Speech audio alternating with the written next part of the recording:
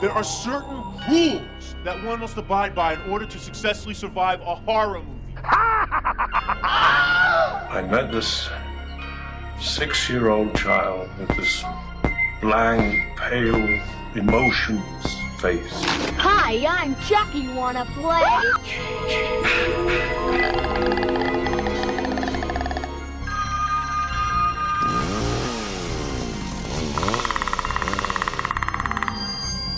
They're here.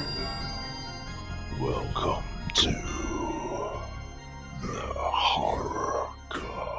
Hello there, and welcome to the Horror Cut. This is our... What number are we at? 19, 20, depends when we release it and if we do wee bonus ones. So this is the 19th or 20th episode of the Horror Cut. I'm Steg, still. And I'm still Gary.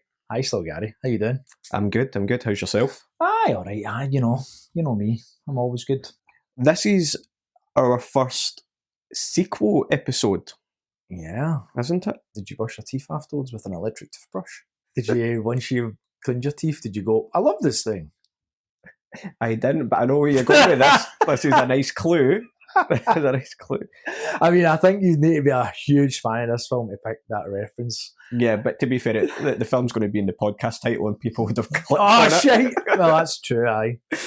Damn it. So if you've not got it yet, we are doing the sequel to I Know What You Did Last Summer. I still know what you did 2 summers ago. Get on, last summer. Yeah, I still know what you did last summer. Not I always know what you did last summer. I tried to watch that. Did you? Oh, God. Okay, we'll talk about that later then. We'll talk about that later when we get towards the end. So this was my pick because we started talking about I Still Know when we did the I Know What You Did Last Summer. And obviously lately the requel, I guess, has come out of I Know What You Did Last Summer. So I thought it would just be good to cover, I guess, the only other film that's canon. Because I don't think I Always Know, and I don't think the TV show is quite canon. What do you think of I Still Know What You Did Last Summer? Do you know what? I watched it last night and I actually really enjoyed it. I really enjoyed it as well. So, Oh, shit. how did it How feel? the mighty have fallen. How did it Fucking feel hell. the first time? What was your experience the first time you watched it, and then obviously last night? Saw it in the cinema when it came out. So I was 13 when I seen it in the cinema. Snuck in like a legend. Loved it. I think I had it on VHS. I'm sure at one point. And I saw it was because we knew I wasn't looking forward to watching it. And look, it's ridiculous, right? It is, but you're going to hate me for saying this. Go for This is a brave claim. I mean, I don't know if I think it's better, but I certainly enjoyed it more than I did the original last week, or however long ago it was. But I was probably in a better mood watching it last night as well, but I don't know. It's more fun. It's more fun. like the first one takes itself quite seriously. It is. This one I don't think takes itself as seriously. Yeah, okay. And I think that's part of it. So for me, I've got nostalgia with this film more than what I do with I Know What You Did Last Summer, because this was the first film I believe I bought on VHS and Global Video. So I remember going and purchasing this. I remember going and putting it on the same night, and I loved it. Had you seen it before? I can't remember. I just remember that's my first memory that I can remember of the film. And this took me 2 watches because I did fall asleep. I put it on too late, but I was kind of excited just to put it on again. And I think it's doing a lot of the right things. But yeah, I'm looking forward to discussing it. Will we get the coin out? Heads or tails? Tails. Heads. So I need to do it then. I'll do the next one.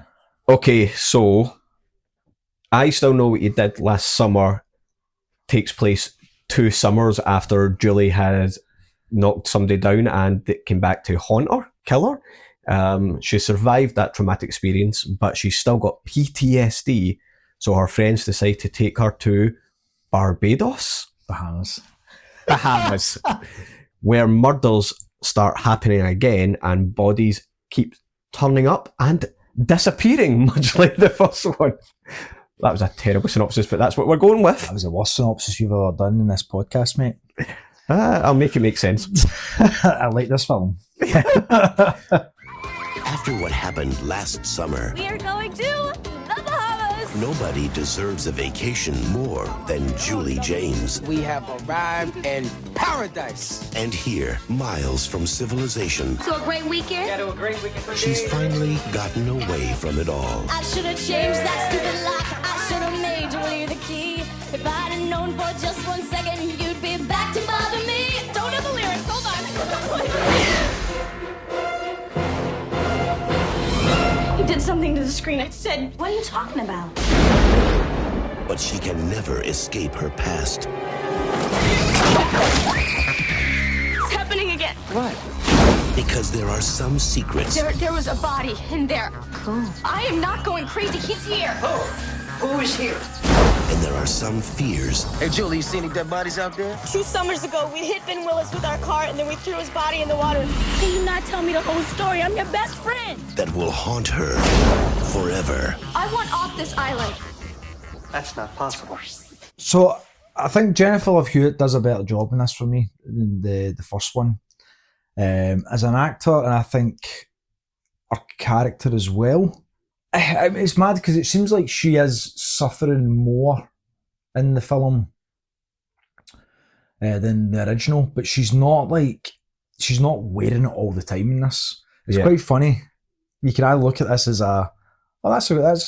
that's quite a nice character thing, or you could look at it as being she's come out of character there. And it's when you meet Will for the first time. You know, Well, Ben, son. oh God, or put Ben Willis's surname, Uh-huh. Willis. Take that, Willis. Uh-huh. Take. What you talking about, Willis? What you talking about, Willis? Take Benson Uh-huh. and put it after Willis and say it. Willis Benson. Willis Benson. Oh, what? Anyway, back to Julie. Back to Julie. So she meets him, yeah, when She meets Will, and then they're like, yeah, she's had that the dream, and she wakes up screaming in class, and then she leaves. Will follows her, and then she's kind of getting into her problems, what's happening, and she's discussing it and thinking that maybe she should drop out of college, etc. And then I think it maybe cuts to Ray for like a minute back in Southport, then it goes back to her, and she's like, "I'm fine," and she's just kind of like strolling in the street room, and you're like, oh, what the fuck? But do you know what? Because in comparison to like Neve Campbell and Screaming, it's hard not to compare both of them. But Neve Campbell, Sydney doesn't wear the whole PTSD thing throughout the entire. Before Ghostface and it comes back, she's not wearing it all the time. She's not bogged down by it. It's like, come on, there's a little bit of something else in there. Because that's what happens. You're still, if you're struggling with X, Y, and Z, there are flashes of you being you in there as well. It's not like she is in the first one where her face is just tripping her for the entire time. And for me, I would say what she's stressing about in part 2 is, in part 1, she is a murderer in her eyes, especially at the start. Part 2, she realises she's not a murderer, but the PTSD might stem from her friends being killed, and also Ben, they never found his body. So it's almost like maybe there's a case of PTSD after being attacked now, but also there's a bit of feeling haunted, like looking over your shoulder. Is he going to come back at any point? So that's kind of where, like, your man might be brushing his teeth with his electric toothbrush, and there's Ben just under the bed. So I think there's kind of a mix there. I would say, for me, in part 2, Julie James is the most boring character out of all the characters. Oh, yeah. I'm not saying it. She's not doing a good job with the character. I just think she's a bit more boring, and Maybe, yeah. It's good. I'm just trying to think about that. I mean, compared to Ty and Carla. yeah. But even Will's quite fun. Yeah. Like, he's like the new person in the group. He's trying to fit in. He's a bit awkward. That's quite fun to watch as well. But my first point is the characters, so I'll jump into that as well, since we're talking about Julie. So let's start with Ray. Poor Ray is hard done by, right? So if we go back to the first film, he had Max firing into Julie, managed to get rid of him.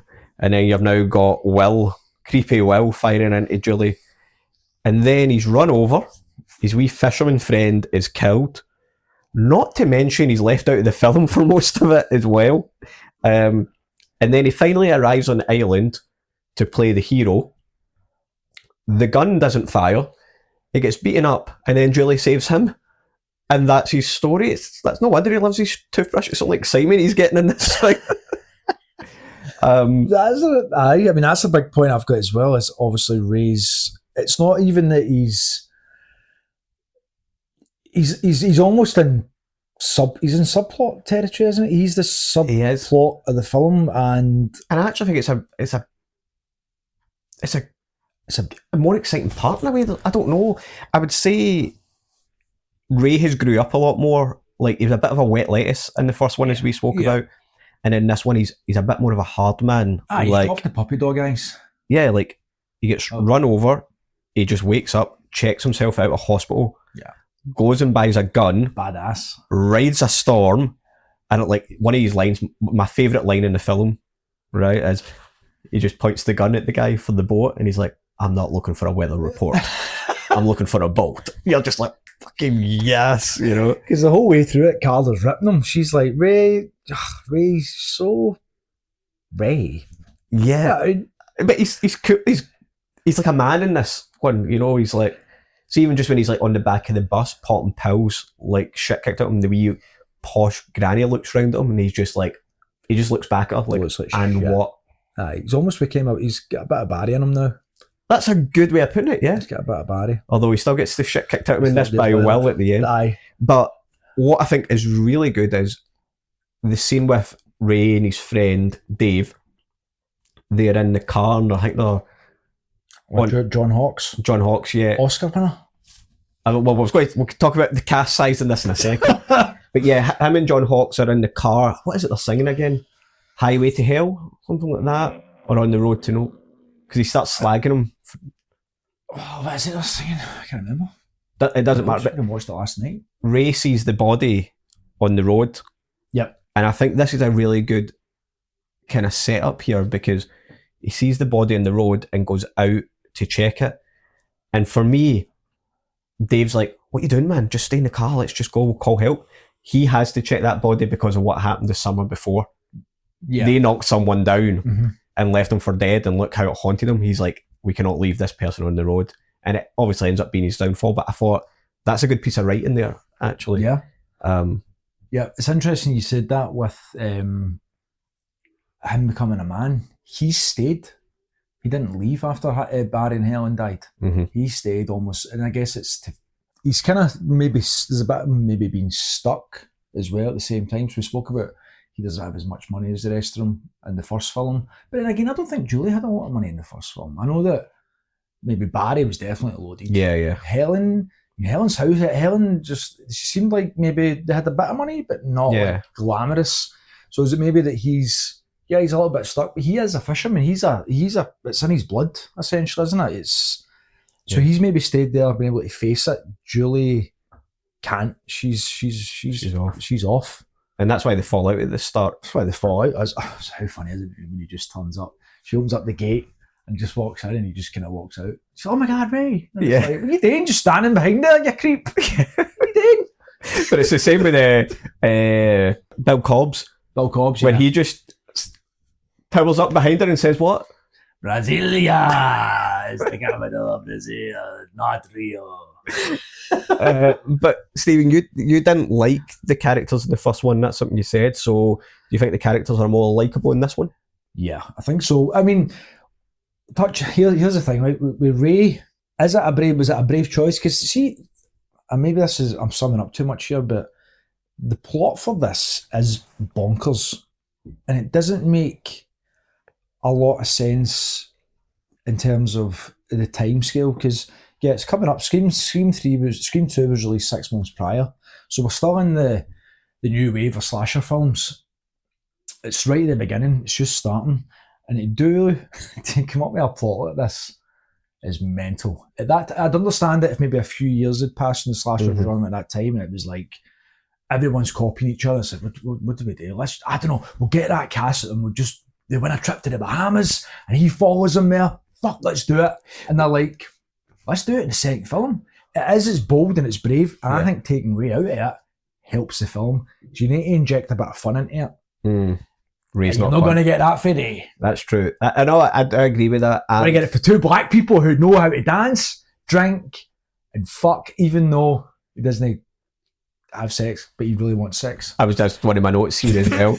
So I agree, right? I think some of the humour between Will and Tyrell are quite funny. Like, Will's scared of flying, and he's like, "Oh, this plane could get hit by lightning," and he's like, "You're going to get hit by something if you don't stop bitching." That's right.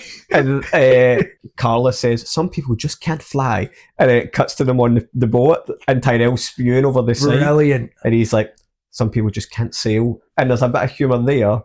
And Tyrell's just want to go on holiday and get his hole. Aye. And there's like that scene when they're in the jacuzzi, and he's like, finally, he thinks he's going to get. Or there's a scene before that.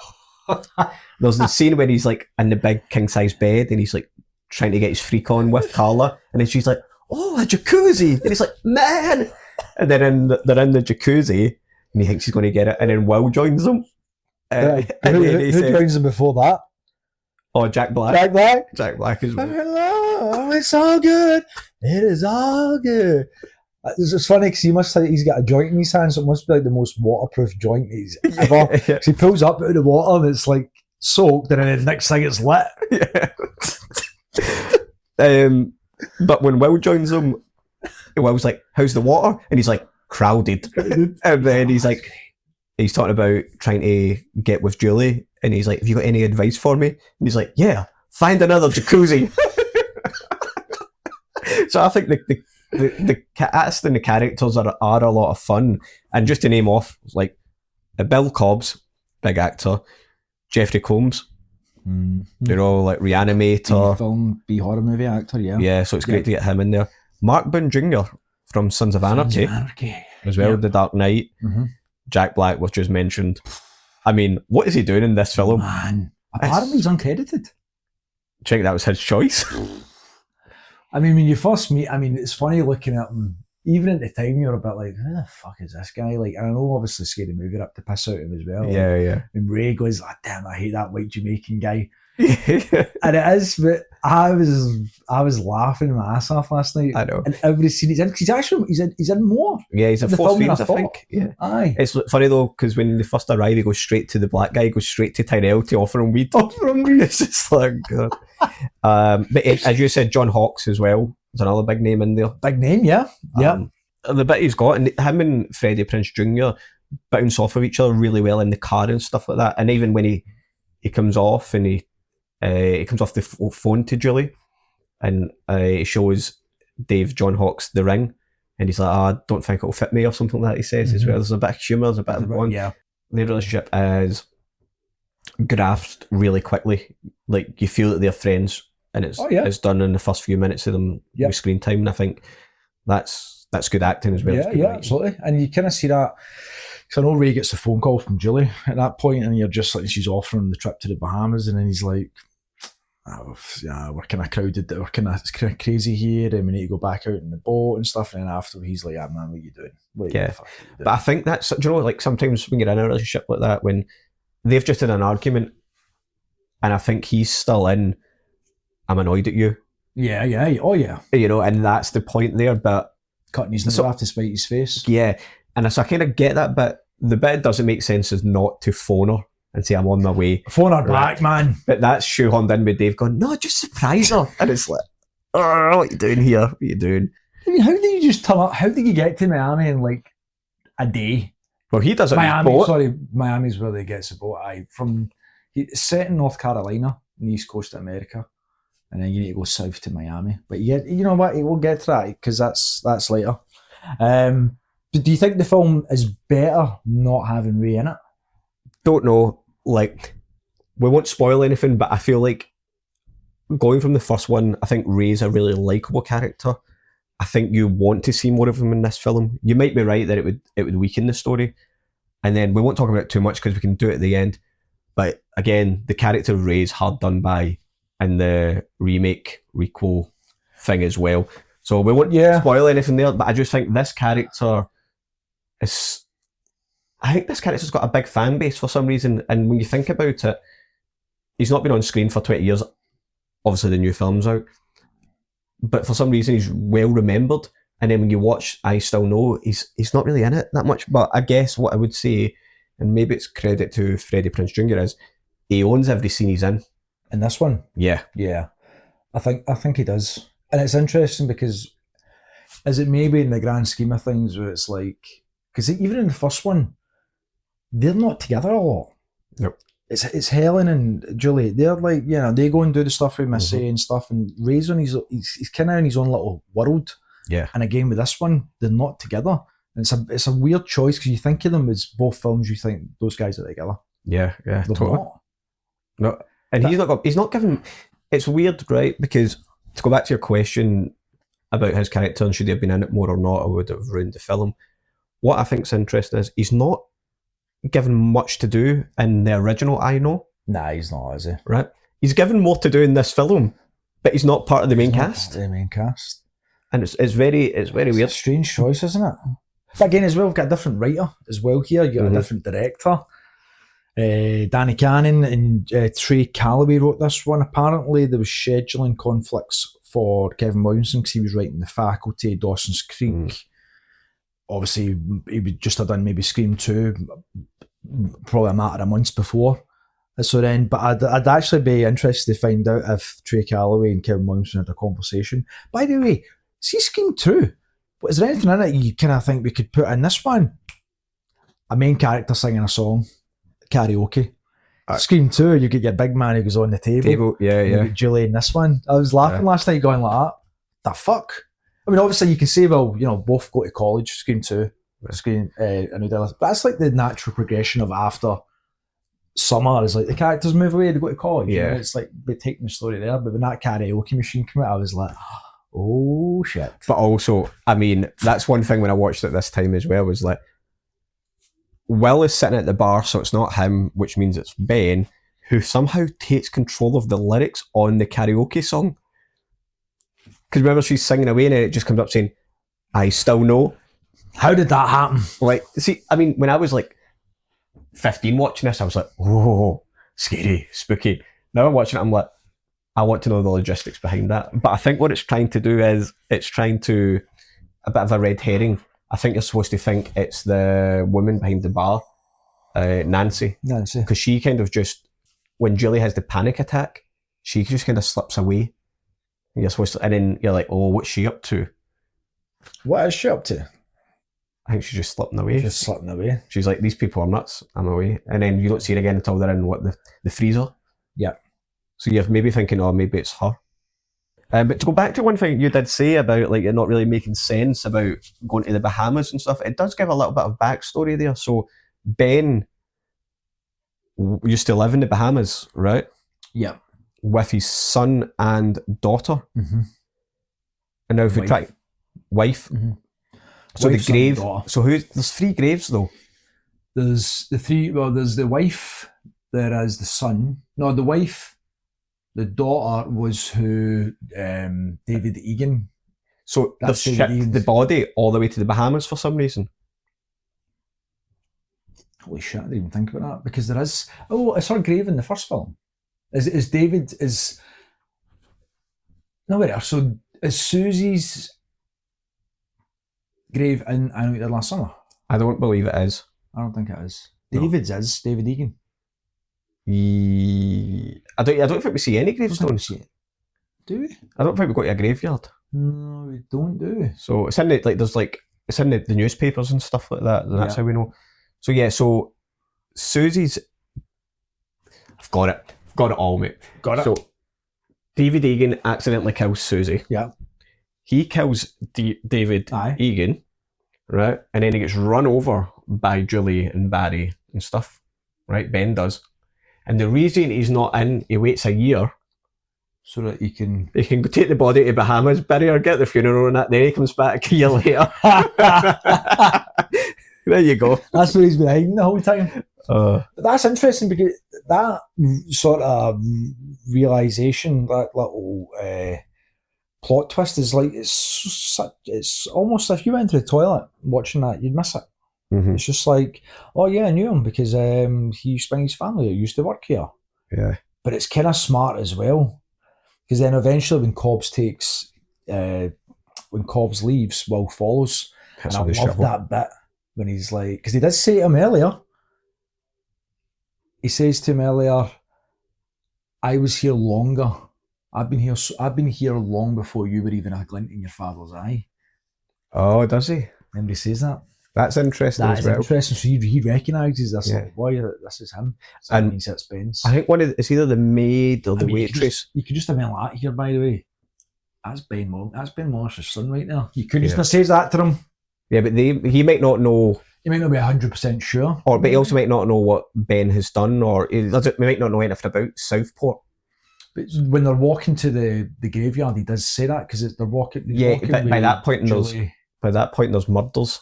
Yeah. But at the start, he might not know. Oh yeah. Yeah. And also, I think, is it Jeffrey Combs? Is it Mr. Brooks that says it, or one of the maids or something says, I'm sure this hotel will be here long after you, which is a nice little kind of red herring as well there. Yeah. There's a lot of that's probably my next point. You were going to say something before I cut you off. I don't know if you want to go back to it before I raise that point. No, go for it. Foreshadowing and stuff. Go for it. You actually mentioned this earlier. There's the scene where they're on the plane, mm-hmm. and it's foreshadowing, but it's also giving the viewer a clue without even knowing they're having a clue. Go for it. I think I know what you're going to say, but so it's obviously it's having him. He's terrified on the plane. So you're thinking, if you're trying to work out who this guy is, or the killer is, or if he even is Ben Willis, we don't know at that point. It could be like it could be a copycat, or it could be someone who's related to him, or etc. You're kind of going, nah, it can't be this guy. This guy's a fucking pussy. He's on that plane, shaking his cell. Totally, out. He's a gimp. He's a bit of a gimp. So, no offense to gimps. And then the flip side is obviously when he's on the boat and he's like totally comfortable. So you're kind of going, this could be him as well. Other thing on that note is do you think it's an act that he's scared of flying? So is it they get more comfortable? The exact same thing. I don't know. And here's another interesting thing is Julie says to him at that point, think of something happy from your childhood. Yep. And he says, what if I don't have anything happy from my childhood? And I'm like, did he have a rough childhood? We don't know. Maybe his childhood was absolutely fine. Yeah. But you're just like, oh, well, it maybe takes a bad childhood to turn into a psycho, maybe, or is that what it's trying to say? That was just interesting because it's throwaway lines and there's a bit of humour in there. Yeah. It's a little bit of clever writing as well. It's clever. There's a lot, and there's actually another two things. I don't know if I didn't spot these. I actually had to look into a bit more about this. Again, talking about putting little clues in. The part where they arrive in the island, they walk up. I love that bit with the guy, by the way. What's his name? Is it Thurston? The dockhand, one of the guys. Okay. He puts on the accent.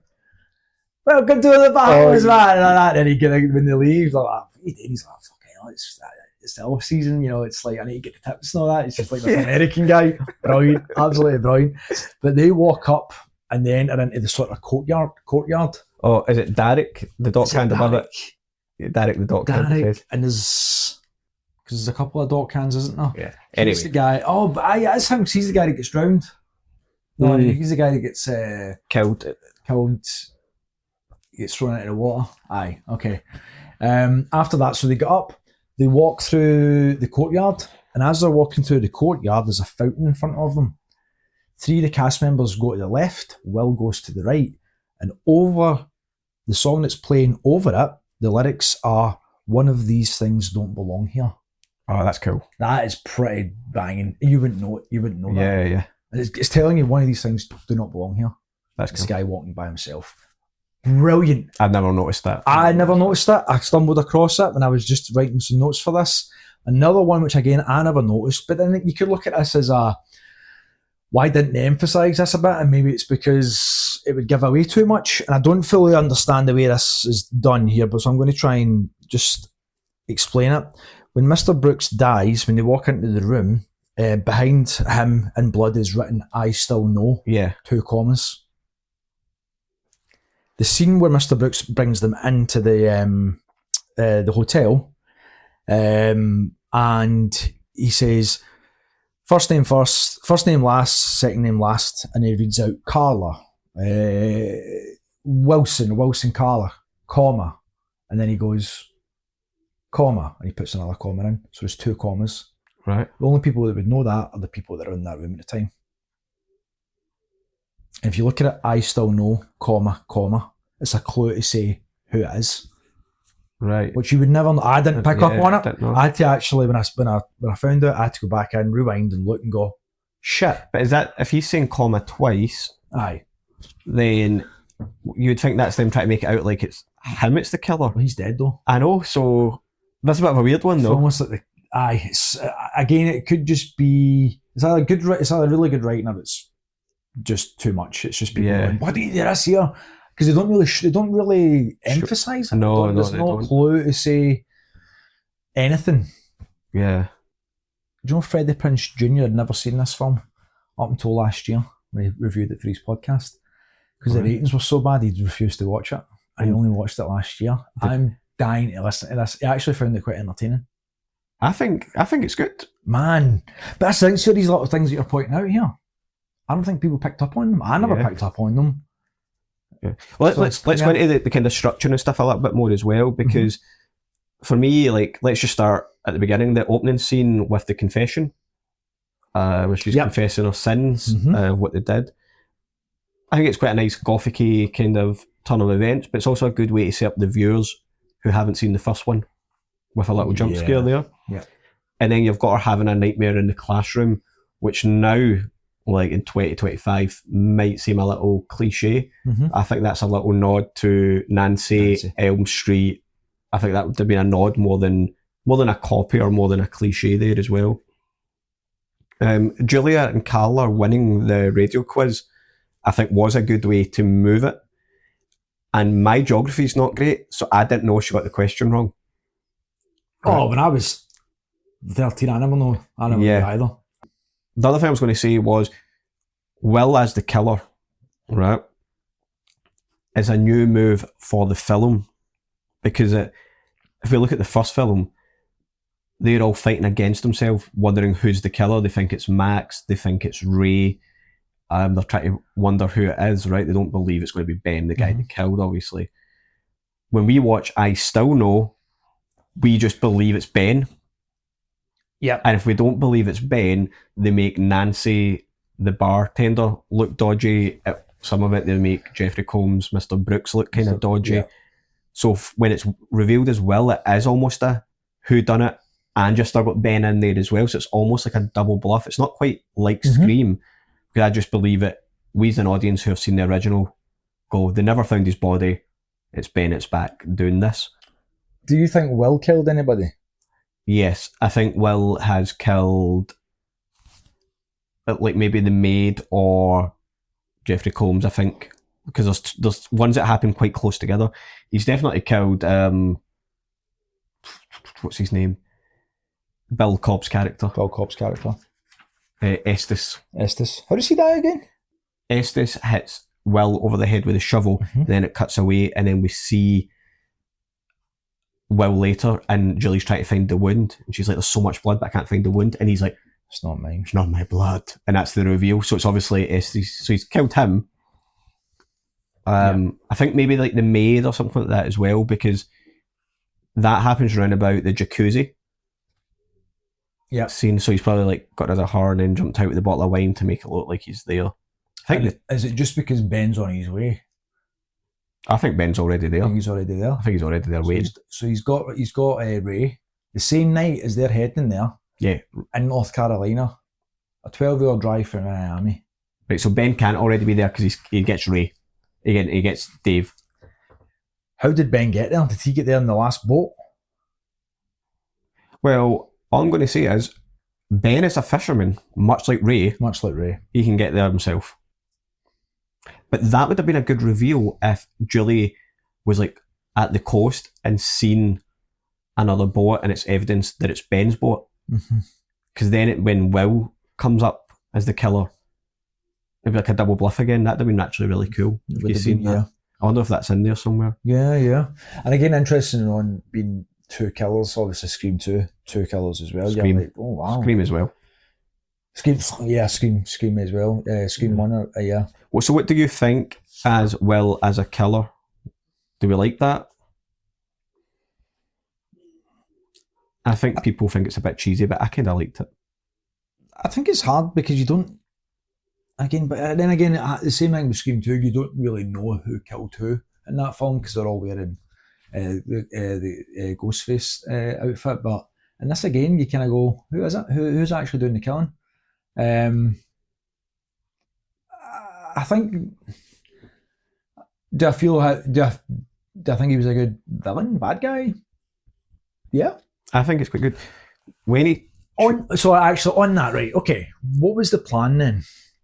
Was the plan do the game show thing or the radio show? Get them to the Bahamas by themselves. They would have thought she's going to ask Ray to come.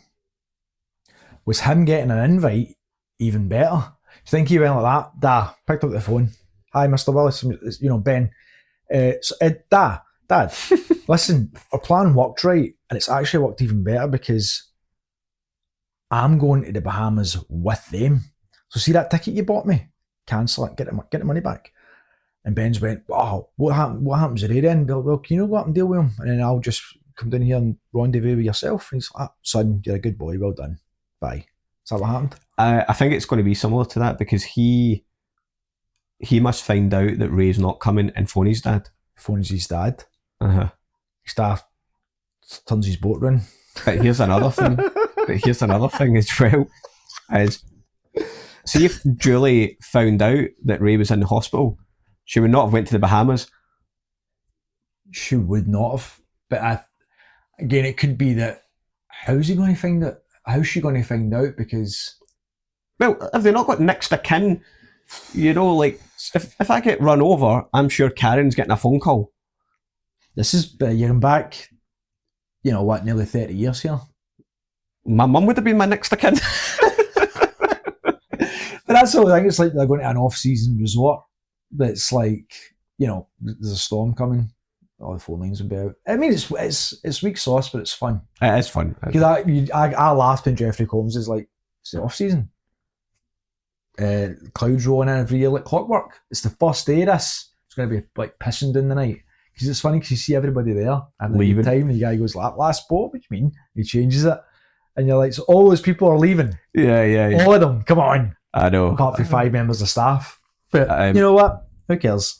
When Will changes his persona and becomes the bad guy, he's got a great line, right? He's like, what's your favourite radio station, Julie? And do you know what it reminded me of?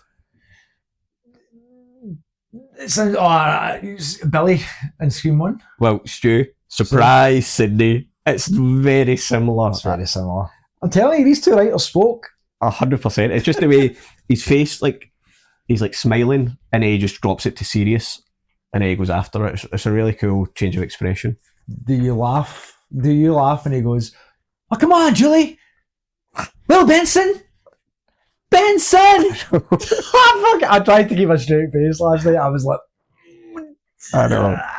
Shit. And let's be honest, in that line, he's talking to the audience, not Julie. But yeah, Will is Ben's son. Will is Ben's son, aye? Yeah. And then he goes like that. Oh, hi, Dad. His dad comes on. Man. Yeah, okay, here's a question. Why is the housekeeper chatting the doors to people's rooms if everybody's away? And she's like, housekeeping.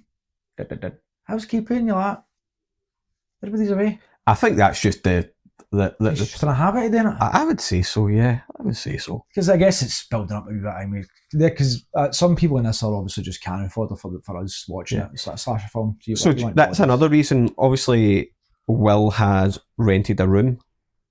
So maybe he kills the maid because when she's knocking on it, somebody comes out in the slicker jacket.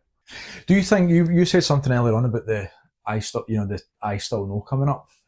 Is that maybe, when doing karaoke, is that maybe just to lay into the PTSD stuff, which could be some kind of flash? So do you think it's not real? It could be. Yeah, she's seen it. It kind of, yeah, it could be a little bit. Because it leans a little bit. Again, another maybe red herring. It goes into this sort of supernatural for a split second with, I think, the voodoo stuff. Bill Cobbs is like, you're kind of like, where's this going? Doesn't really go anywhere though. It doesn't go anywhere. I think it's just, yeah. Although the one place it does go, Bill Cobbs, the two items that he took out of those rooms were Carla and Julie, the only two survivors. Ray wasn't there. That's true. So it worked. It did work. Yeah, that's true. Fucking voodoo magic, man! And to go back to the PTSD and was the lyrics changed to I Still Know in real life or in her head, you've got her having the dream at the start in the confession booth. You've also got that club scene.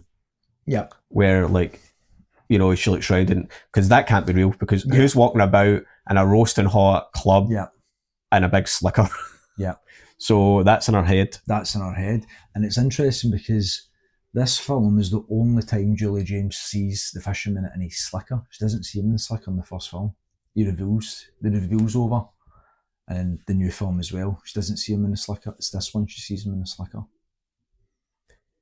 I'm just trying to think back. So she never seen him in the slicker. I mean, obviously when she's doing the PTSD stuff, she would be like imagining what he looked like. It's a guy in a slicker, right? Okay, it's probably easy living in a fishing town like Southport. I think it still makes sense. I think knowing that he did it, and I think your imagination would fill in the blanks. You know what he looked like in real life. Yeah. Stick a slicker on him. They've all got them in those towns, so it'd be quite easy. But this is the only film you see her face to face with a slicker. That's interesting. It's so interesting because again, it's not is it a huge franchise? Is it? It feels bigger than what it is. It feels bigger than what it is, and this is film 2. The first one obviously made a good bit of the box office, but to do things like that, like having your main character see, it's like Sydney not seeing Ghostface at any point. You're like, what the fuck? What? Yeah. How? So the film is doing like, I think both films are kind of doing like different things. Yeah. Let's talk about the gore then, just when we're talking about like the killer and stuff, because in the first film, most of the scenes it cuts away from the gore, and I Know What You Did Last Summer. The only really one I can remember seeing is we spoke about it is Max getting killed. Remember, and he puts the hook on the ice. Yep. But in this one, you've got Ray's friend, John Hawkes. He gets hooked through the mouth, and the hook comes through his throat, and then dragged from the car, which is really cool. Mm-hmm. The maid is impaled in the back, which reminded me of Texas Chainsaw. Yeah. Jack Black is stabbed in the hand with a hook, and then seriously, don't do that. And then it's the shears put through him. You've got what's his name again, Mr. Brooks. Mr. Brooks with the machete, and then obviously the writing literally on the wall.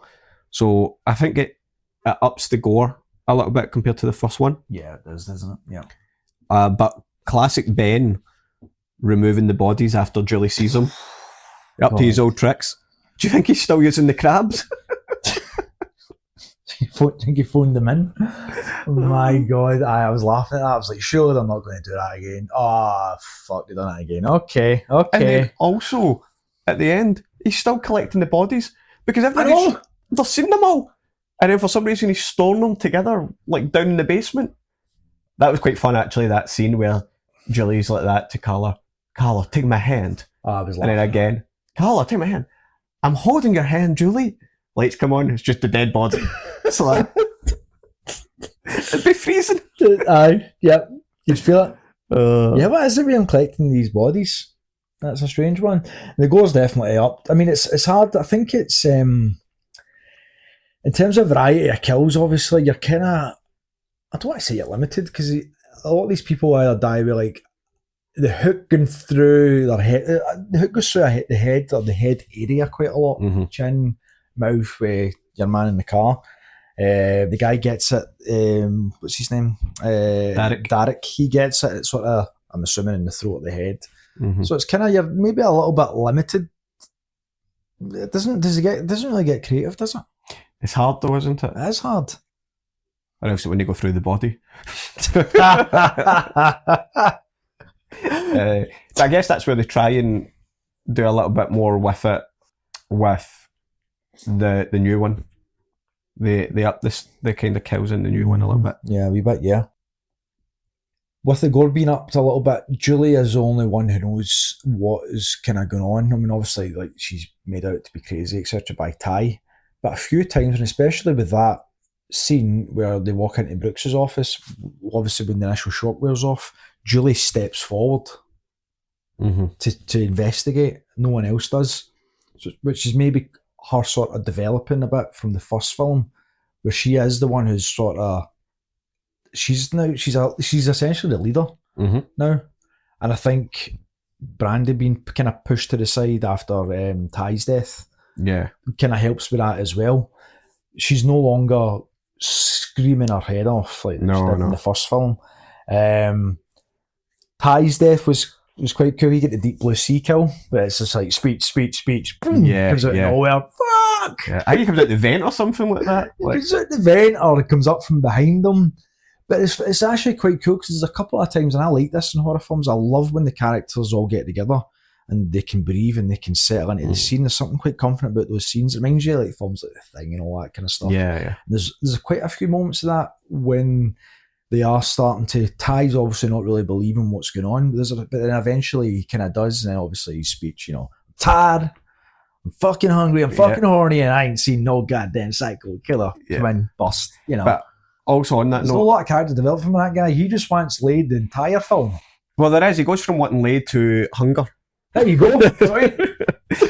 But there is some of those resting moments, and I do think that's where Julie gets to grow a little bit as well into that leader. So when they're on the harbour and she's like, it's Ben, and he's like, Daniel's like, not this again. And then she's like, they never found the body. And then she explains the real thing that happened. And then that's when Carla's like, can't believe you didn't tell me that. But she's got some really strong lines after that. After Estes comes up and he's like, Brazil. Then she's like, Christ, we never even got the answer right. And then she's like, wrong answer, we lose. And it's quite a good line. And then she's got a line, she's like, I'm not going to die on this island. And her arms are slightly out. And it's just like, what are you waiting for? What are you waiting for? That's what it reminded me of. Aye. And it's funny, like, I think you said it a second ago, I think Mikael, how do you pronounce Mikael it? Pfeiffer. Pfeiffer. Who's also in the remake of Dawn of the Dead, another good film. Another good film, yeah. I think he's just a lot more believable than Barry as well. It's like this guy, the actor, he does look a bit tough. He does look like he can handle himself.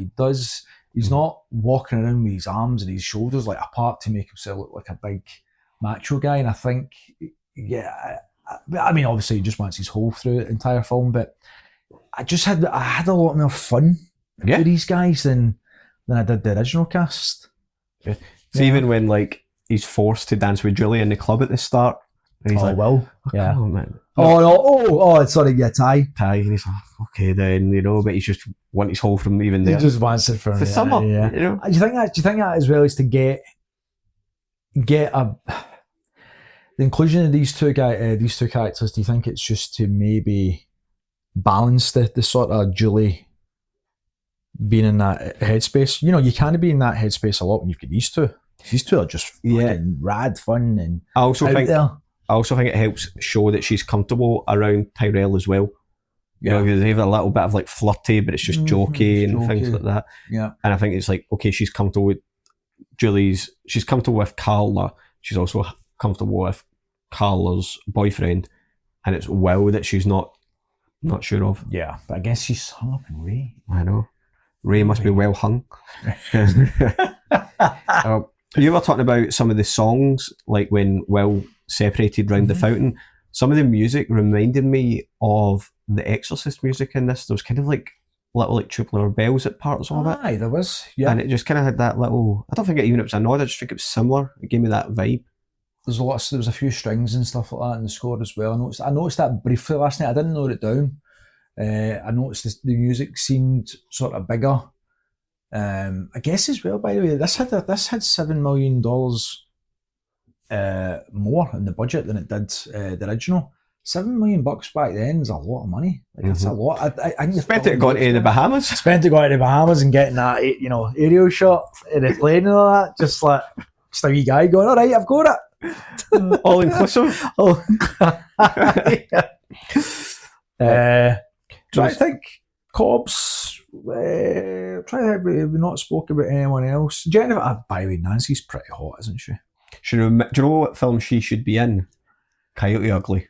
She looked like she would have been right out of Coyote Ugly. Yeah, because what was it she says? Like Will sits down and is like, oh, is he says something to her. Why are you still here when everyone else has left? And she's like, that's not your goddamn business. And like Ty's just laughing like, you're a fucking idiot. That guy's just not getting it anywhere with women in this film, is he? He's not great, man. He's not great. There was some meta stuff in it. So we spoke about how the first one did have a little bit of it.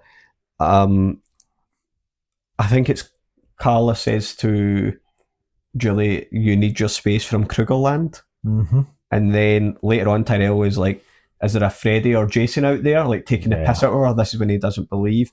And I thought that was interesting, just like they know that those films exist and it's almost like this is a slasher film that they're in. Yeah. Do you think with him saying that? Because I guess I thought he can be a bit of a bully at times, but more in that sense where he's like sexually frustrated, doesn't really believe. I think she's gone nuts, but there's a little bit of Barry in there with him because he's a bit harsh with Julie when they all wake up in the bed. How funny is that when they wake up? So get the hell off me, man. Bob's just like it's a sign of the times as well. It's like a little bit like a little bit homophobic, just subtly there. Can't be seen touching another man. Yeah, and there's a few kind of jokes from Bit on the Bone for Jeffrey Combs. He says something about he's aiming it towards Tyrell, like a little bit kind of racist. Right. Oh yes, he is racist in it. Yeah, he's like your kind. Something like that. He said, yeah. Oh. It's weird. So I found it strange when you think about obviously going to Bahamas and stuff like that, but when they get there, obviously there is a shift in the tone. But walking into that hotel, you're like, is that in the Bahamas? Like it's old. It's like a manor. It's like it's a different vibe than what you think. For me, a lot of it looks kind of beach bar vibes. You know, it's like all like old wood and like sandy and a bit dusty looking. Like it doesn't look grand. It doesn't look grand. It's more like wooden and but I don't know. I thought it looked cool. I would go stay there. I'd stay there. I'd absolutely stay there. Yeah. Oh, by the way. So, do you think there's a clause written in Freddie Prinze Jr.'s contract that if he does an I Know What He Did Last Summer, he's got to turn up at the end on a boat? Every film at the end is Ray heading out in a boat to try and save the day. That's true. All three films. But let's hold off because we can discuss the new I Know What He Did Last Summer, and depending on how long it is, we might just release it as a bonus one if you want. What do you think of the end of this one? It just kind of ends like. There was like a good, including credits, there was a good 10 minutes still to go. And I was like, what's still to happen here? Because they'd beaten the bad person. I thought it was interesting that Ben kills his own. What? Beating the bad person? Is that too? Bad person's bad person? I forgot to say that. It was interesting that Ben accidentally kills his own son. I thought that was interesting, like this hatred is their downfall, almost rather than it being obviously Julie still shoots Ben. But Julie shoots Ben and then it's just done. There's not even that second jump scare that you're supposed to get. It just ends. Then it cuts to sunrise. Carla's okay. You never even see her get attacked. Could you see? She falls through the greenhouse, doesn't she? Yeah, but after that, she's with Nancy, Estes comes in, falls on Nancy. Oh, that's when Estes dies. Yes, but he's already been injured. But Already been injured. and then Slicker sticks is it like a spear? Slicker man. You don't know who it is, I guess, at that point. You don't. But then like Carla's just there, and then it cuts away. Yeah, you're right. And she shows up at the end. But yeah. Any other notes Black on person it? didn't die at the beginning. What's that all about? What's that? Black person didn't die at the start. The last The revolutionary this film, you know, set one survives. all types of new tropes. Yeah. So I think it's an hour and 40 minutes as well. It's got a little bit of room in there to add in quite a lot, because there is a lot going on in here. You know what people say that this. I mean, it is ludicrous. The whole thing is nuts, because if you are, even as an audience member at the very, very start, you'd be like, hold on a minute. Brasilia freaking the capital of Brazil. What's going on? Yeah. You know what I mean? And then Karen got that. Did she? When I put it on there. Oh, because she's seen this film. That's what I remember it for. No, she had never seen it. So like when she answered it wrong, when she said Rio de Janeiro, she was like, that's wrong. And I'm like, just watch it. Just enjoy it. She's like, I didn't know that was that's the killer that's sent him out there. What would you rate it out of 5? What did that rate? I know you did last summer. Probably about a 2, knowing you. I think I said a 2.5. Oh man, this is, I can't believe I'm okay.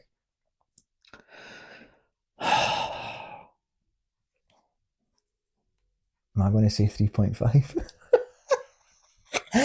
If you told me like a few weeks ago you're going to rate I Still Need the Last Summer 3.5, I'd be like, get yourself to fuck.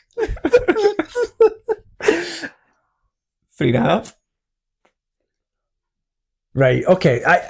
I think there's a lot in here people have not picked up on. I think there's a few things that are thrown in there where they're just looking at the overall ridiculousness of it. They're looking at maybe being slightly annoyed by Julie, her character, and just her flaws and stuff. And then I think they just get kind of caught up in that. I don't think they maybe give the film the credit it deserves. So 3.5 out of 5. What are you going? What's the symbol? Jack Black's. I'm going to go 3.5 out of 5 wet joints.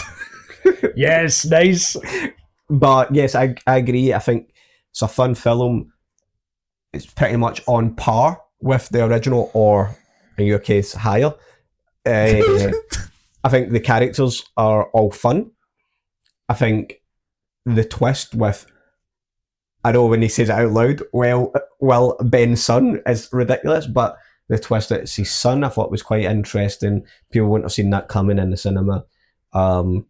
It's just I would watch it again. No one would have seen that coming. I don't think anyone saw Mrs. Loomis being the killer in Scream 2 with Mickey. I don't think anyone saw that one coming. So I don't think anyone would have seen this one coming. Or I don't think they would have. They might have thought it's definitely Will, but they wouldn't have known who he was or how he relates to this franchise and the story. So you've already told us your thoughts on the I Know What You Did Last Summer TV show, so we won't go into that too much again, but you're enjoying that. I finished it. And have you seen the straight to video I Always Know What You Did Last Summer? I tried to watch it last night, and it's terrible. It's shot with a budget like a student film, right? And it shows. Are the actors playing the same characters but recast, or is it all new characters? So. Yeah. I think I tried maybe the first few minutes, then I kind of just started fast forwarding to try and get a glimpse of Ben. Right. And is Ben back in it? Ben is back in it, but it's a sort of is it a new actor? It's a zombified version of him, apparently. Oh. Again, I didn't hang on to find it, but I heard. I was just like, but I was trying to watch it, and it was just like, yeah, it's essentially like a student film. The way it's shot, the look, the angles, the performances, the sound. It's just terrible, man. Right. Okay, so my creative recommendation this episode is going to be Alien Earth. I watched the first 3 episodes. As the time of recording this, there is only 3 episodes, so I'm fully caught up. It's fun. It's a bit more sci-fi than like the kind of original Alien films. it's actually a little bit more like Alien meets Blade Runner. I won't say too much on it, but if that's kind of your cup of tea, I would give that a watch. There is also a little bit of a spoiler here, but there's new alien kind of species in it, so it's exciting as well. New monsters, and we don't know what they can do. So check that out. Steg, what's your creative recommendation? I'm going to go for a book that I started reading a few weeks ago, in between reading Doomickey by Stephen King, which I finished last night. I did recommend that in the podcast a few weeks ago. Book called The House That Jack Built by a guy called Graham Masterson, can't remember. It's not anything to do with the film that Lars von Trier did. I think this book was written in the 80s. And it's about a guy who gets mugged, and whilst he's getting mugged, he loses a testicle. They hit him with a hammer and completely bust his nut. And he's got a bit of PTSD, but then he and his girlfriend go to this kind of drive, and they stumble across this big old house, castle kind of type thing. And for some reason, the guy he's just sort of revolted by it, and he's drawn to it. And that's where I'm at. Nice. Yeah. I'll let you know what happens. Well, thank you very much for tuning in. As I said, we might release a little bonus episode on the 2025 I Know What You Did Last Summer. Cheers. Thank you. Goodbye. Bye. We better get back, because it'll be dark soon, and they mostly come at night. Mostly. I guess everyone's entitled to one good scare, huh? We're friends to the end. Remember? This is the end, friend.